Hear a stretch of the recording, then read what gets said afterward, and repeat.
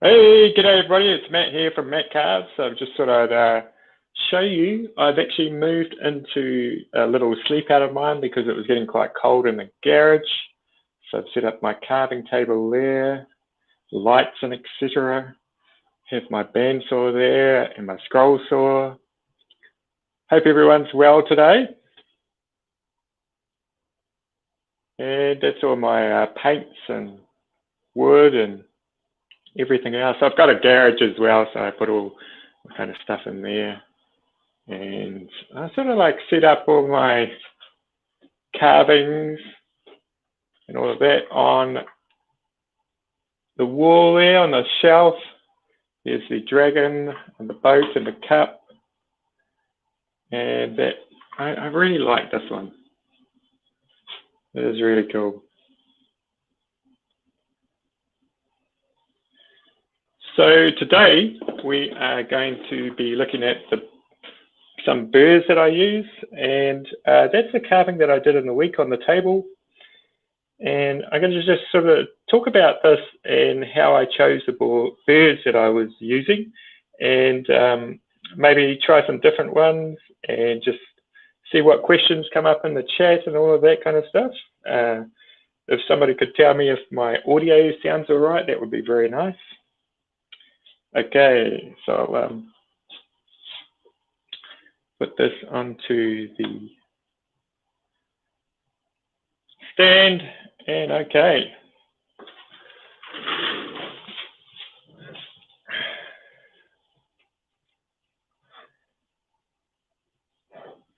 Okay, so so we're going to talk about burrs today, and I'm sure you've all got some of these. These are sort of like cheap burrs that you can get on Amazon and all of that. And they're really, really handy, but I've also got probably more expensive ones. I have quite an array of cutfill burrs. And just waiting for the live chat to happen on here. Oh yeah, it's happening there, but not on there.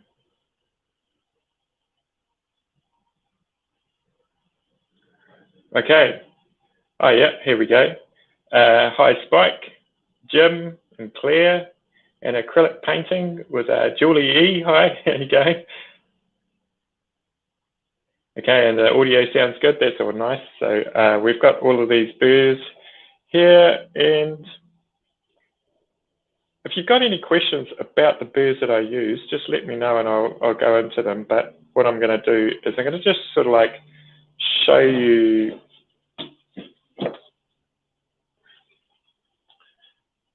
this here, which is just a piece of pine, and I was just going to imitate how I actually did the drawing from Mark Anthony. Here's the drawing itself, and it took me a little while, and when I go into using burrs, it's sort of more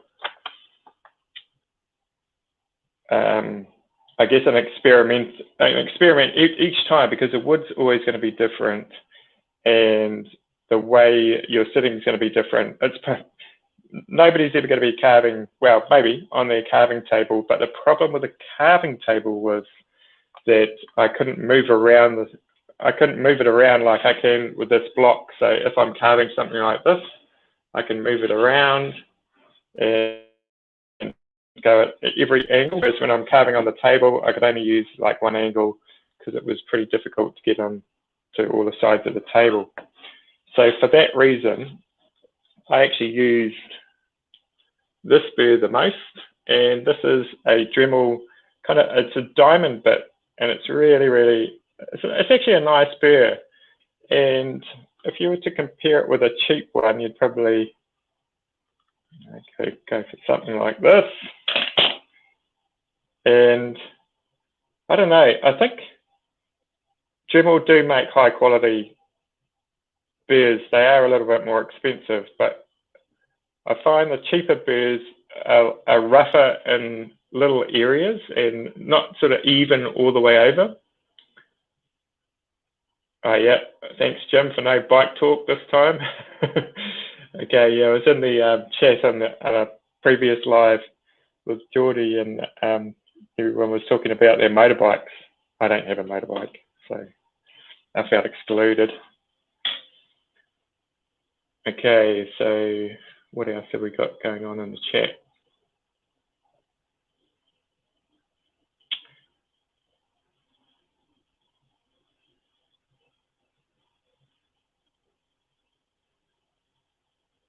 Okay, anyway, so maybe I'll just carry on with this.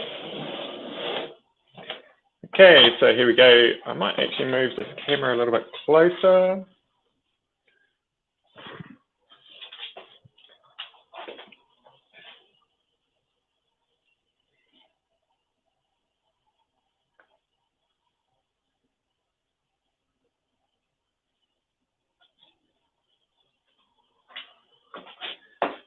Okay, so I've drawn on a little bit of that, what would you call it, Celtic design onto that bit of wood. And okay, so I think Claire's got one of these. This is a multi-chuck. These are really, really handy, especially with the kind of carvings that I do, because I do a lot of burr changes. And so it's pretty much you just put it in and you can sort of like tighten it up. And you can sort of fit lots of different size burrs in there as well. So you could put in like a thick one like that or a skinnier one like that.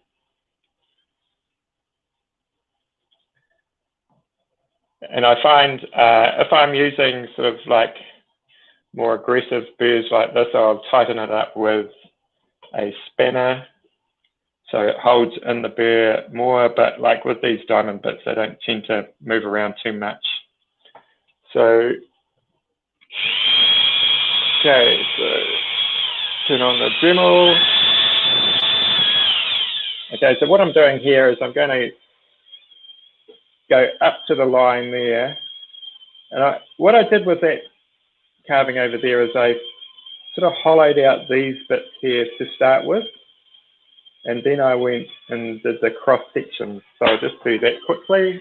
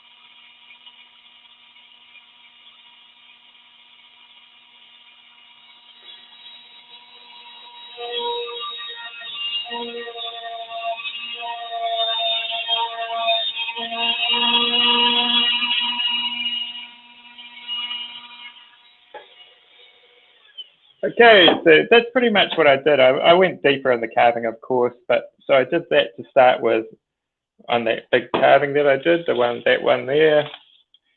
And then I sort of went in, because we,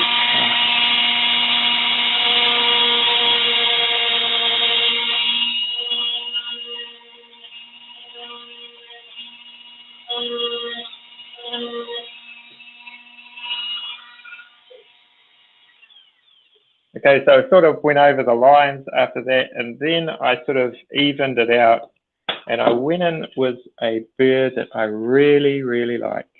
It is, where is it? It's this burr here, and it's really, really good for smoothing out. So this is a diamond burr as well. So I don't tend to use too many aggressive burrs on this. So I would even that out like that. So these are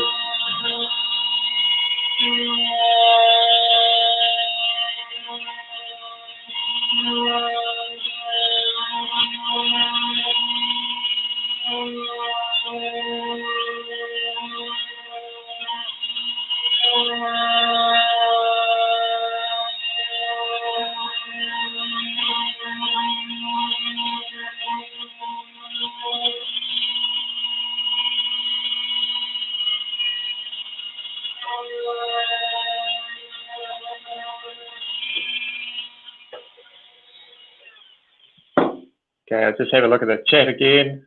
I see some. Oh yeah, so Julie E, yeah, you're new to this, cool.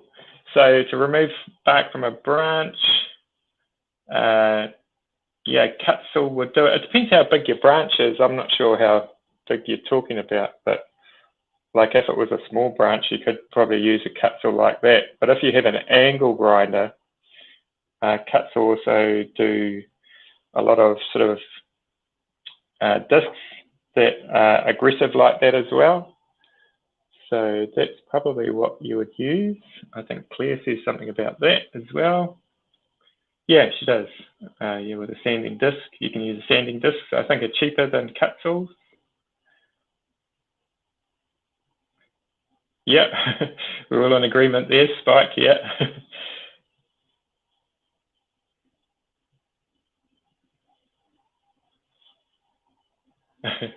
Yeah, a veggie peeler, yeah, that would be pretty wicked. Okay, so what Claire's saying, what do I do to get right into the corners? Yeah, that's a good point.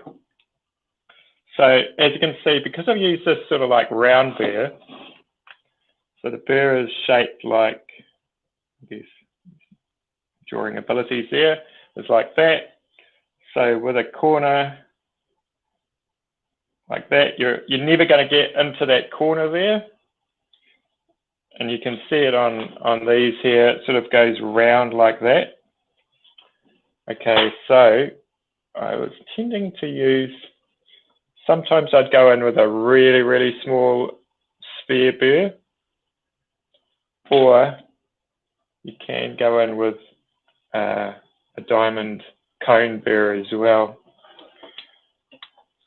I think the problem with these kind of carvings is because you're using such small tools,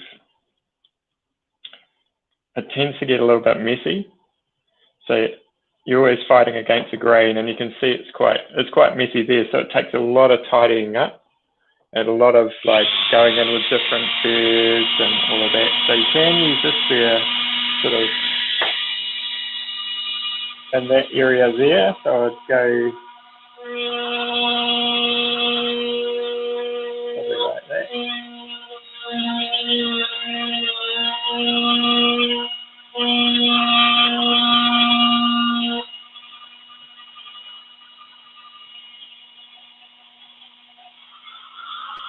And then to get into the corners, I would probably come in from this angle.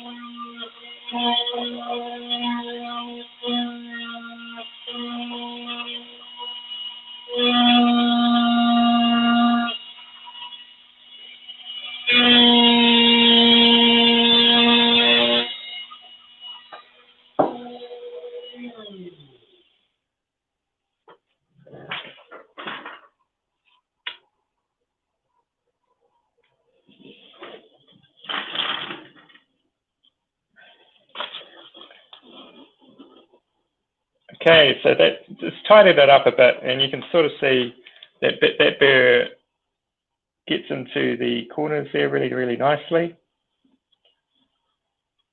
But like with all of these kind of carvings, it's a matter of time and spending time on making them look right. You know, carvings like this, it's not a, that carving took me ages to do. This one, it took me probably a whole day if I was to count up all the time. And that was just the outside, like that part there, it took me the whole day, and the inside was probably about 4 hours. It was actually easier to do the dragon on the inside than all of this sort of Celtic design on the outside. Yeah, so Mark's probably an expert on this, and Mark sent me email with burrs that he uses, and I'll show you the burrs that he uses. If I'm right, Mark, I'll pull some out.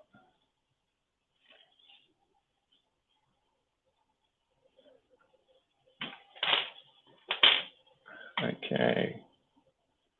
What we got here? Okay, so Mark uses a pointy burr like this, and if I get that right, you were using it just to do the sort of outline, and he said that you've got to be very careful because if you push too hard, it's going to act like a drill bit, I guess. And he also said these burrs are quite good, which I agree with him. They are very good. So it's sort of like a burr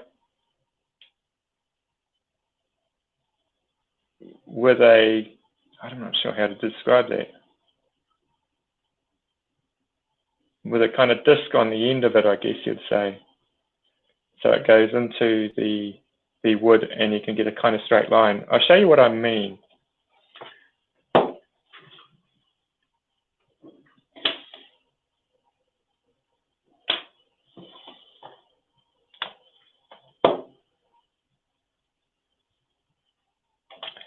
Okay, so let's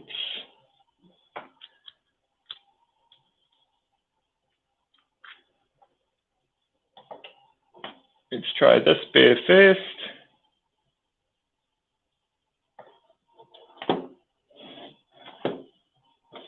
Okay, so if you were doing a triangle, for argument's sake, draw something on there so we can follow it. So I would go in, so I want to keep that side. So like that. So I'd go in here.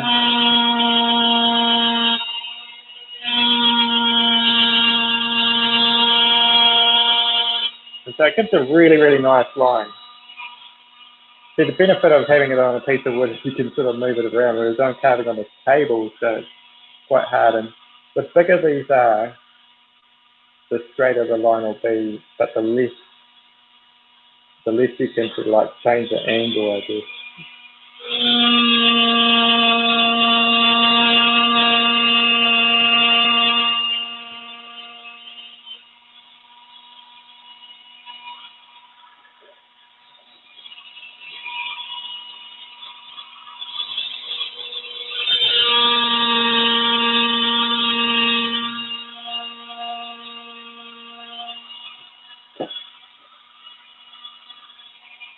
So to do the outside of the line, I would come in not like that, but more like this.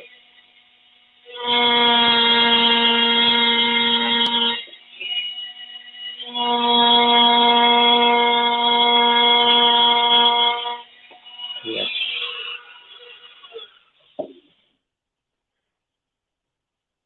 Oh yeah, you call it a mushroom burr. Yeah, that's probably a good description of it. Okay, restoring an old combo knife, draw knife, and picked up at a yard sale. We have to remember to try it out on a branch. Yeah, I guess a really sharp carving knife would take bark off pretty well. And those draw knives as well.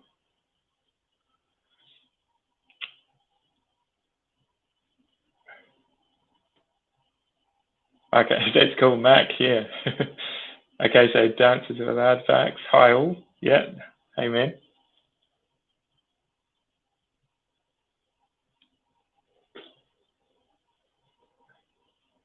Yeah, it is the worst for getting straight lines, but I think that's actually what this table is made out of as well. It's made out of pine or some kind of like quite sort of really, really soft wood. I'm not sure what it is, but I've got a really hard piece of wood here, and I'll just sort of show you maybe the difference.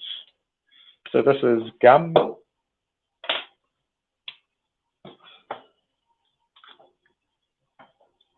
Try and get the light a little bit better there.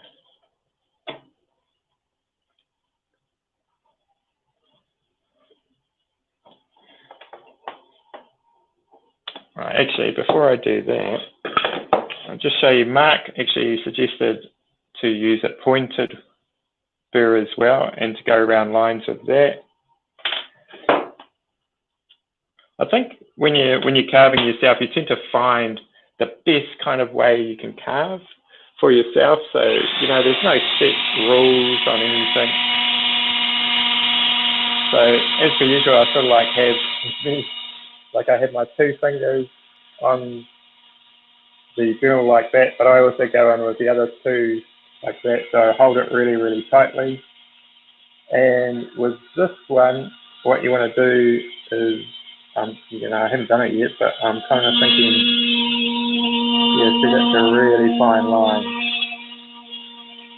And you've got to have a real even pressure on it as well. I'll just put it off there so you can see it.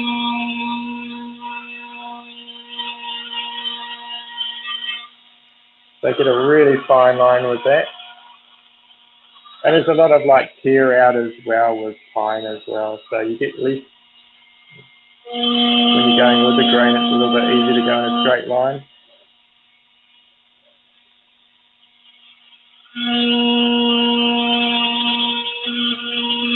Yeah, see, I'm not a huge fan of this burr because it's, if you put on too much pressure, it's going to dig in.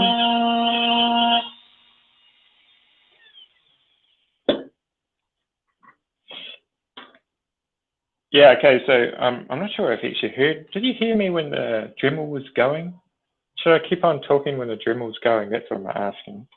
Okay, so with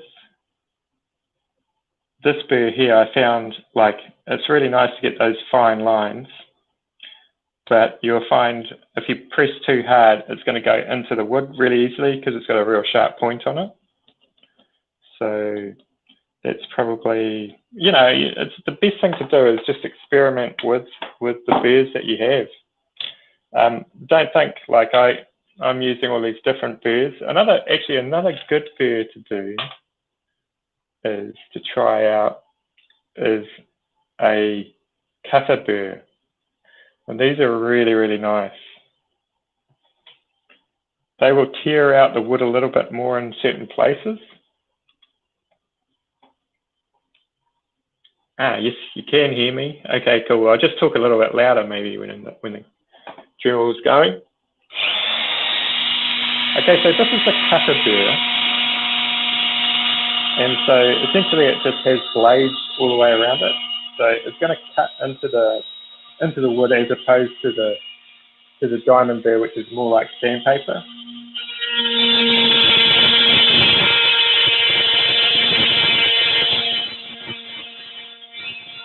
So this is quite a big cutter burr. And so that's sort of going across the grain. And that's with the grain.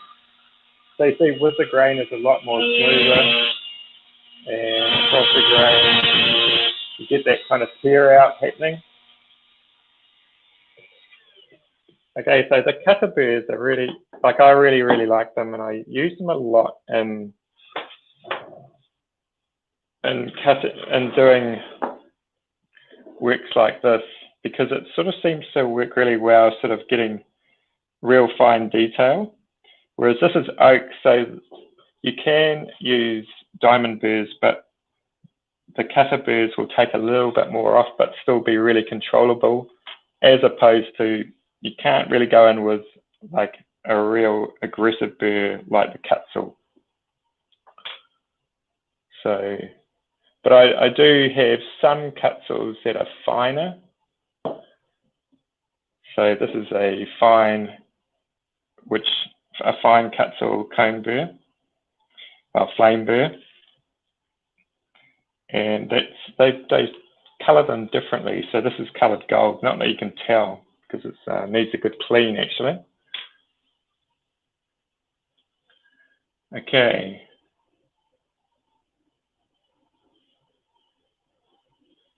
Cool, it's good you can hear me clearly.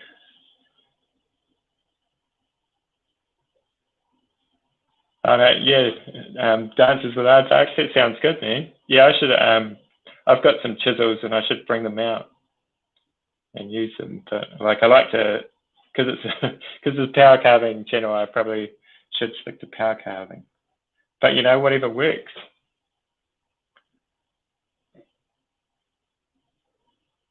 Okay, Mark is going, those are good for removing lots of wood fast. Yeah.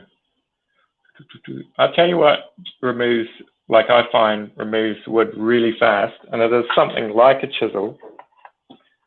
And it is this, I'm not sure whether it's called a burr or not, it's more of an attachment.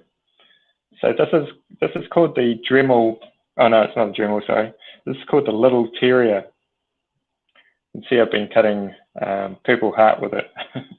So I've got like purple stain on it. So what it is it spins around like that, and it has these little cups on here. I'm trying to show it on has those little cups there, and they can actually turn, you actually loosen them off and you can turn them around. So essentially it's spinning around like that and scooping out the wood. So it's, I mean, like this is aggressive. Like if you think this is an aggressive burr, this is like probably 5 times, we'll take it out the wood 5 times faster. So you've got to be really careful with these ones, because you know, if you hit your hand with this, you might get stitches. If you hit your hand with this, you probably go down to the bone. So, and with these, they are quite, like, you know, it's like any tool, you know, if you use it safely, it's great.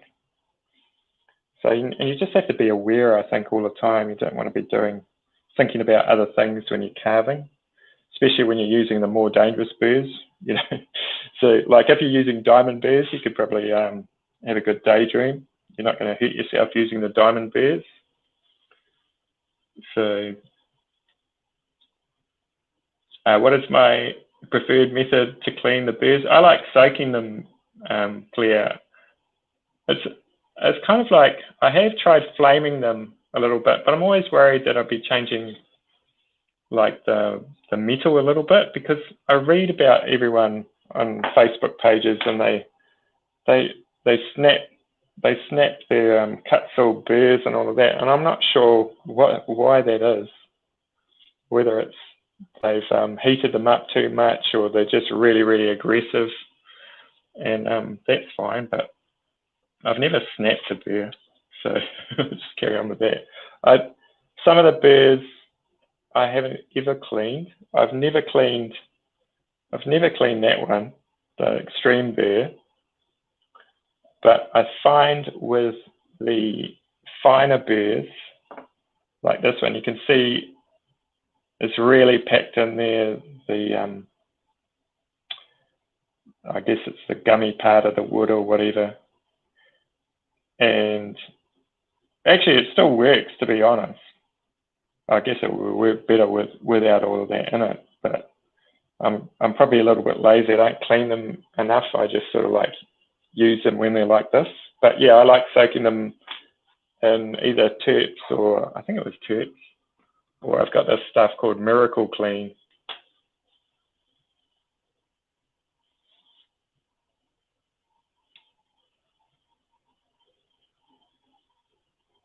You seem to have a good selection of cut-fill and Dremel burrs. Are they easy to find there? Yeah, sometimes if I'm tidy, clear, sort of halfway through a carving, they'll kind of end up all over the bench and yeah, everywhere. So sometimes I don't think I've never lost a cut-fill because they cost so much, but I'm sure I've lost all these diamond burrs in places. So I do actually have one saber-tooth burr. And what I like about the saber-tooth cone burr, it's a little bit different shape than the flame burr. And so you can actually get into tighter places with that flame burr there. And yeah, to be honest, I can't really see a difference in whether one removes one better than the other. I think they're pretty equal. Yeah. So, but I just I just bought this one because I wanted to try it out. So, but Yeah, it's a good little burr. Okay, so I'm going to show you actually how much this removes. And so with this, let's call it a burr just for the sake of things. Okay, so with this one, you're not actually supposed to attach it to the flex shafts because of the torque on it. So I'm just going to change the angle of the camera.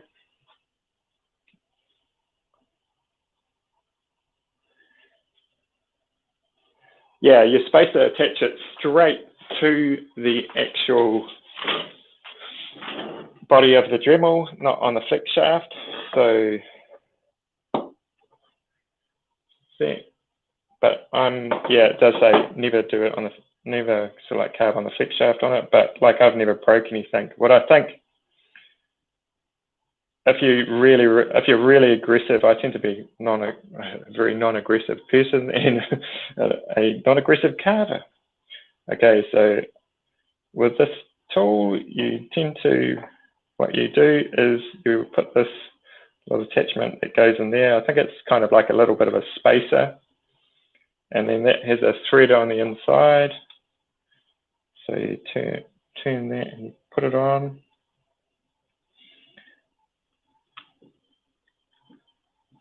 Okay. You want to make sure that this is on really tight. But yeah, I just finger tighten it up to a certain point. Okay, so it's not touching that part there, which is removable.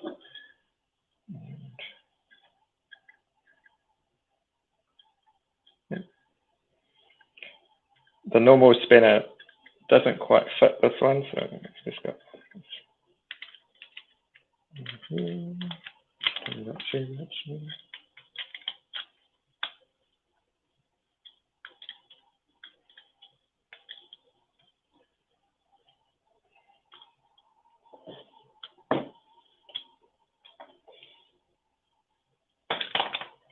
Okay, so that's all on there tight. And another thing you've got to be careful with this one is, oh, we've got the spinning wheel now.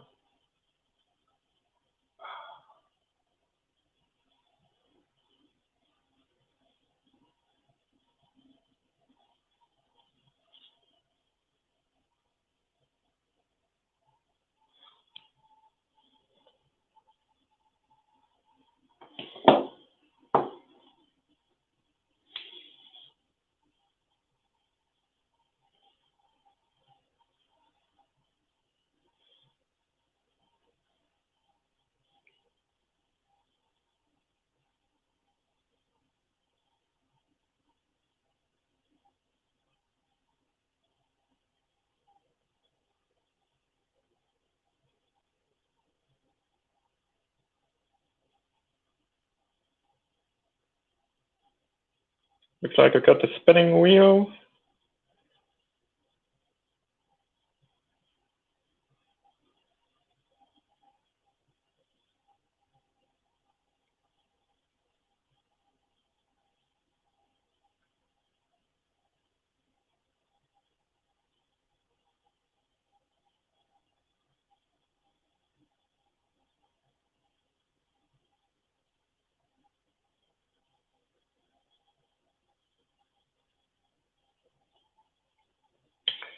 Okay.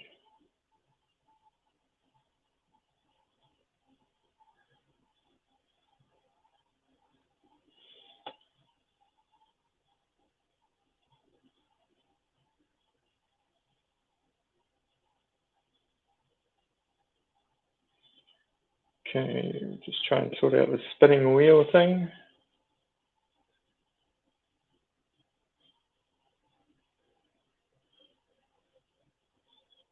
Okay, I think I've sorted out the spinning wheel thing. Okay, so we're back to, sorry about that.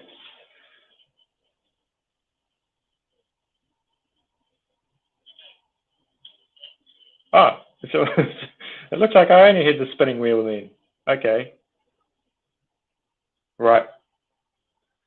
Sorry about all of that palaver then. Right, okay, so we're back to this. Okay, so when I carve with this, I tend to put my hand on a sponge or something, and then I'm going to know the run out is going that way. So my hand will be over here. If I feel like I'm doing a real small piece, I try and clamp it down.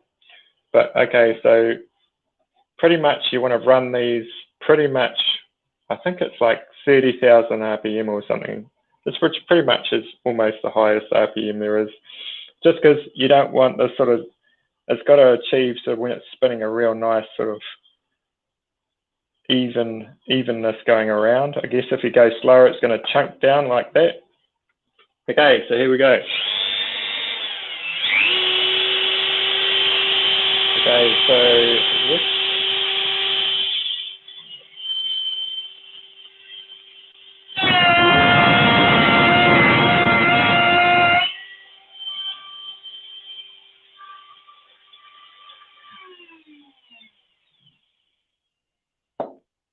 Yeah, so yeah, so that's aggressive, you know. That's what I mean. Like if you hit your hand with that, that's going to really hurt.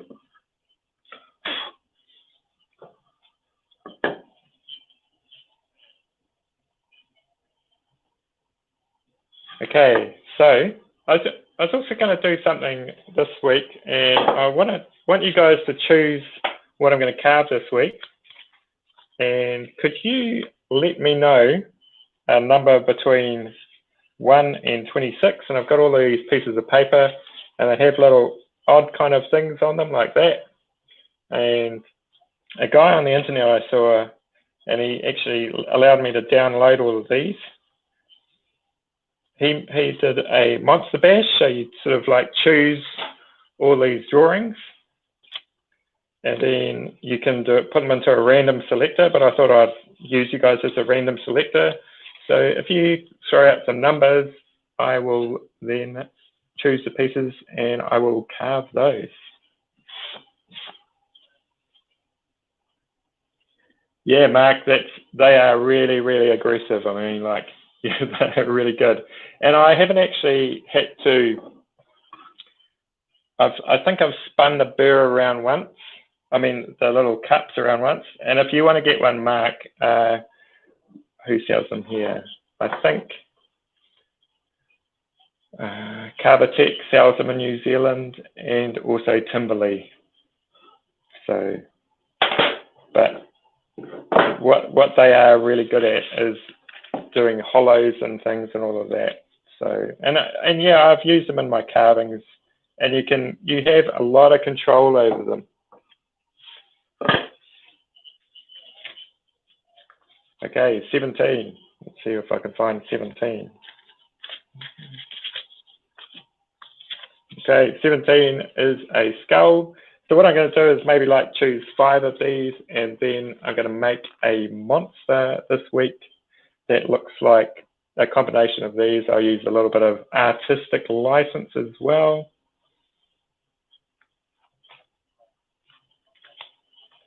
Oh, g'day, Bat. How you going? Hey, Bat, can you choose a number between 1 and 26? That would be good. And everyone else, if they can choose a number, that would be cool. 3 for Jim.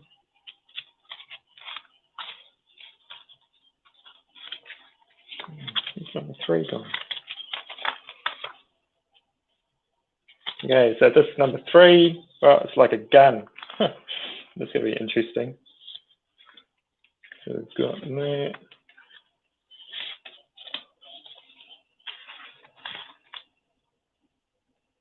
Thanks, Harley, for number 17. Got that. Oh, Mark, I've already chosen 17. Can you choose another one?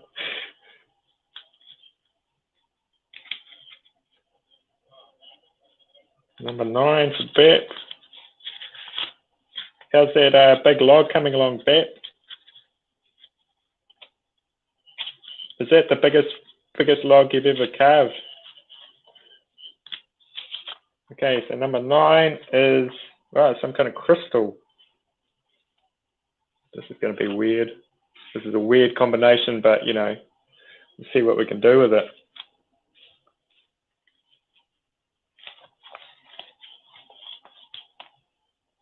Yeah, they probably will. I find they're really good for blocking out.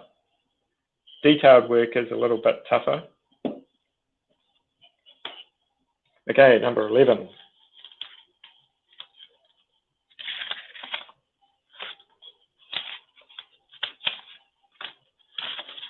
Okay, here's number 11. Okay, it looks like a thumb. This is going to be an interesting carve. It's a big toe or something.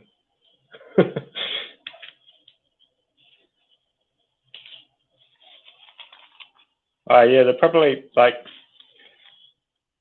you might recognize these drawings. They're probably like these guys that have done this. That's called a monster mashup, and they all carve out of Sculpty and all of that kind of stuff. So they make these monsters by choosing one of these, and they put them into like a random generator and yeah, choose 5 or something, and then come up with a monster that includes all of these kind of things.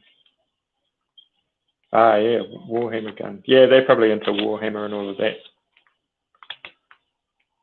So,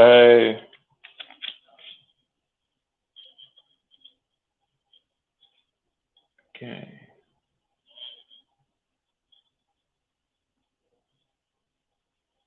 Okay, who's here? Is there anyone else want to choose the final one? Hopefully kind of a body. So yeah, what else kind of ones are in there? There's a hand. It's a lot of appendages.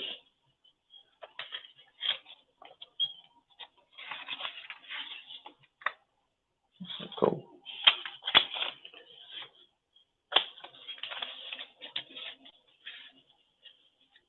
Okay.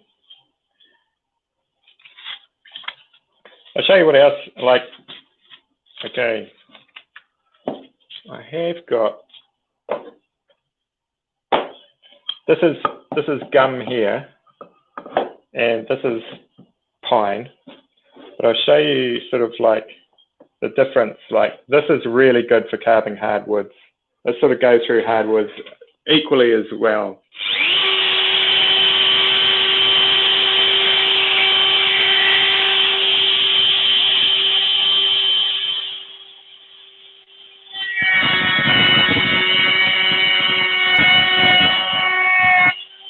So you can sort of do that, and you can sort of act like this as well.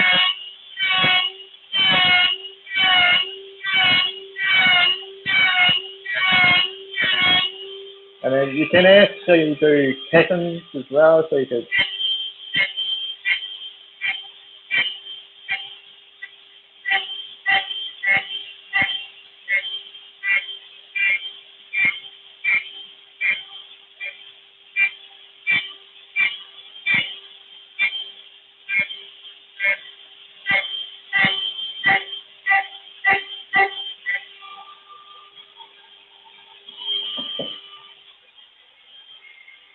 Yeah, so that's yeah, that's the remover, I call it.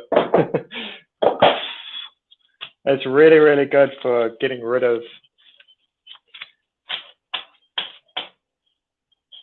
wood. Okay. Oh, okay.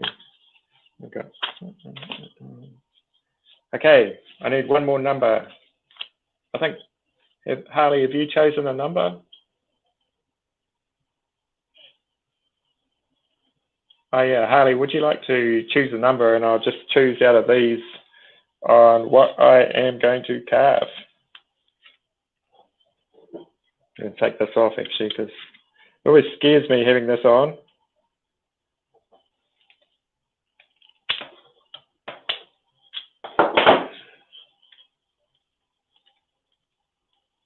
They are quite expensive, these. Okay, number 3. We've got number 3. Oh no, sorry, we've got number 3. It's got to be something else. Okay, we've got 3, 9, is it a 6? 3, 9, 17, and 11.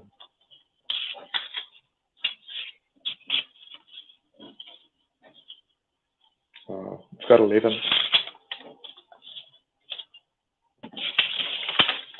Okay, yeah, don't choose one of those numbers.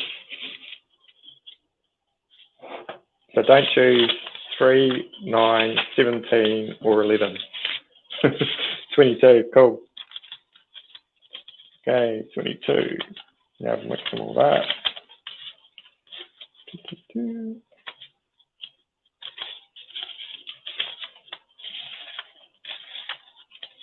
Okay, wow, that's really complex. This is going to be an interesting calf.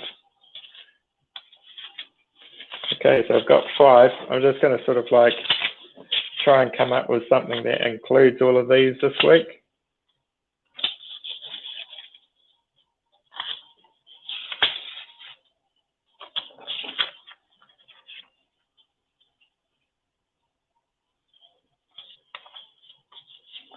Yeah, it's kind of interesting. Okay, if you've got any suggestions of what I can carve with all those, it's going to be, I guess I could do sort of like a gun with a hand with a big thumb on it,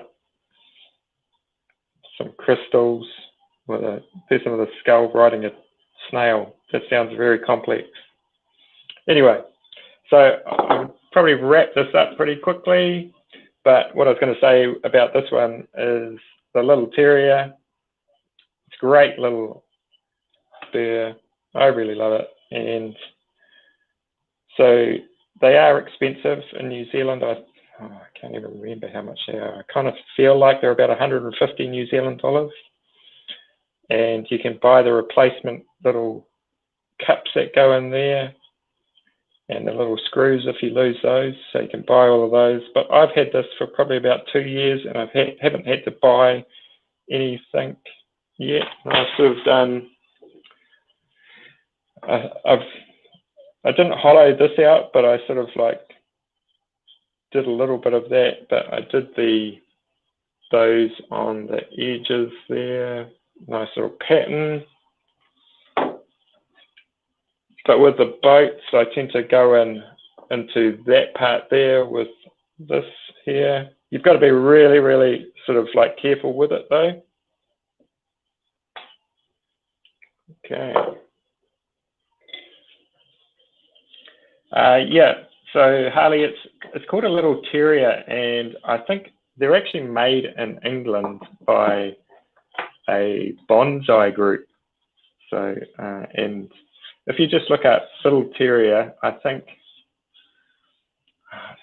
yeah, I can't remember the name of they sell them all around the world, but I believe Mampa Tools also sell sort of a similar looking one as well. So, and I've seen Geordie Johnson on his channel use it. He doesn't tend to use it very often, but I guess in a way I like to use it because it's really good on hardwoods. So a lot of removal on that of the stuff that I need to do on the little carvings that I do in hardwoods. It's really good for one of the, we're using one of these.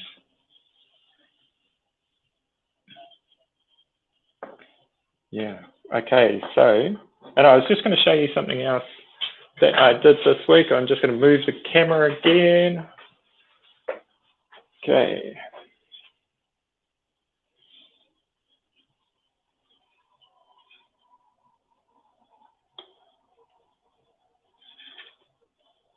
Okay, so the camera's on a tripod, so I'm just sort of like raising it up. So last week on the live, I showed you this boat here. And this week, it was actually last week, I actually molded it.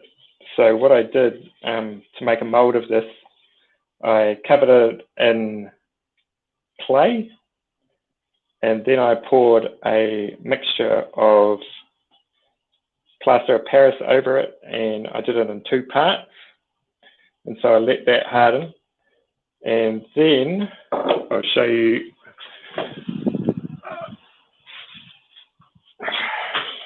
Okay, so I should have, hang on a minute, I'll just move that camera a little bit more.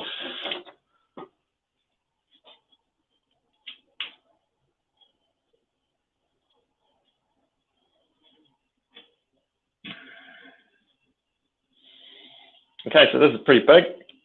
So this is the plaster of Paris outer part of it. So this is the hard shell. And so if you get what I'm saying is, so essentially I'd cover this in clay, and so that gives a sort of envelope around it. Then I put on the plaster of Paris, and that's in two parts. So then I pull it apart, and then I put it back together with the boat still in it, and the boat's attached to a table, so it's sitting in this with the envelope around it.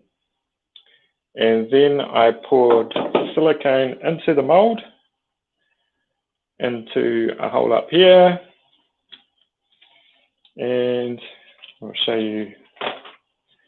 I haven't got any wax in there at the moment. I did pour a wax, but so here, so you can see there's one half, and so with this you have like all of these like lines here and there, sort of like the key to it, so it sort of like really fits really nicely on the other side. It's quite complicated mold making. If you get it right, it works really well.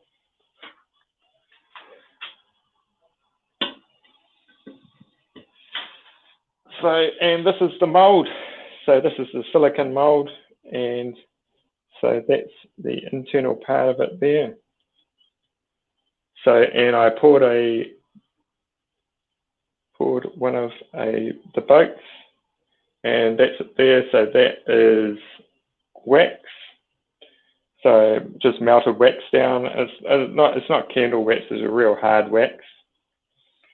And so essentially what's going to happen next is I will be just fixing up there's a few little cracks in it, so I'll just fix it up with a softer wax and play around with it a little bit. And then it'll go off to the foundry. And so they dip it in sort of a ceramic for about 6 or 7 times, so the ceramic builds up. Then they heat the ceramic up, and the wax will melt out of the pour hole from that, and then they'll take it around to the furnace, and they'll pour bronze into it. It's a real big process, I'm telling you. And so after that, once they've poured bronze into it, it will go to the sandblasters, and they sandblast off the ceramic coat, and then I get it back, and it is a bronze boat. Yeah, so that's a lost wax process, yes. It's a real long process. It's lucky I know the guy who runs the foundry, so he gives me kind of a good deal and helps me out with I kind of work from a little bit as well. So,